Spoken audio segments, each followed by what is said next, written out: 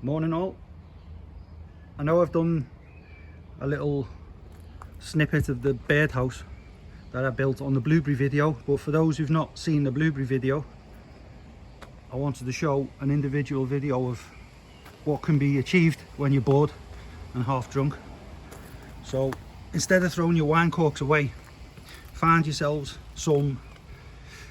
You can see these are, you know, when you get the edging to go around lawns, just little pieces of old wood.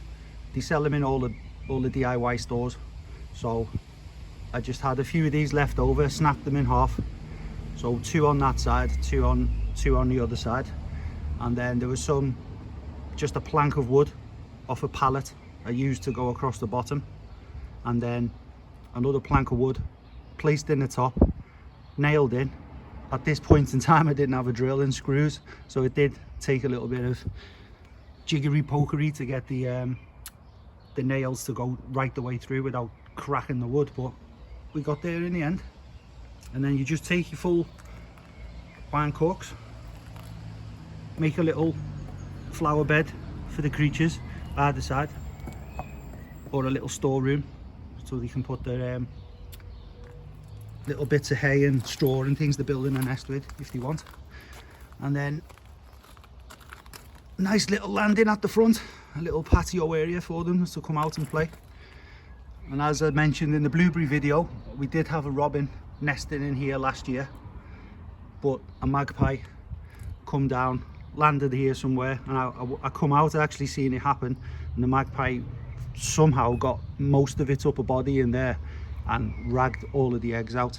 So scared the robin off and destroyed the eggs, which is typical of magpies. And if you want to know how to clad, there's a reason I'm using this saw. It's ideal to just cut down the center of a full wine cork. So you can use one of these, and if you want to make a half, you can just do that and it cuts right through quite easily. Oh, got a little guest. What do you want? Yeah, you've been fed, do one. And as I've mentioned in other videos, this side of the garden is being ripped up completely. There were a tree here, a tree there, loads of shrubs against the fence. That's why it wasn't painted. And I've now just tested out the soil to see if it is okay to grow. And we've got carrots popping up here.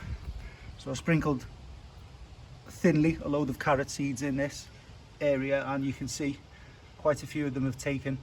I'm still pulling out a lot of the previous plants that were in this area. So there's hypericum and some sort of other tall sunflowery type plant which was taken over, and it took a while to get out.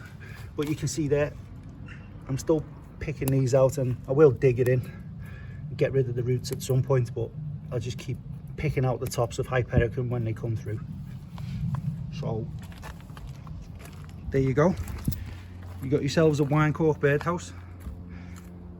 Prosecco corks in case they want to put in a log burner. Nicely clad at the back with the halves. So some of these, well, most of these are the ones that are cut in half and just use wood glue and little pins. You can see the pins there to get them to stick, and you can see the remnants of wood glue there to make the Prosecco cork stick to the top.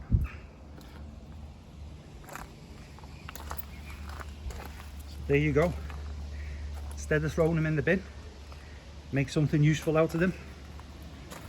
But if you do make one, try and secure the front a bit better than I did to stop magpies getting in.